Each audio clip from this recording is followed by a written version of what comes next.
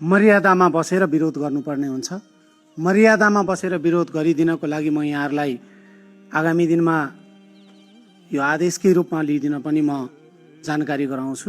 श्रम संस्कृति पार्टीको तर्फबाट मान्य सदस्यहरूले पर्चा लिएर सभामुखको अगाडि प्रदर्शन गर्नुभयो।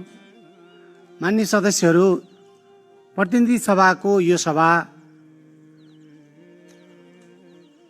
साँच्चै नै महत्त्वपूर्ण र कानुन निर्माण गर्ने एउटा महत्त्वपूर्ण थलो हो।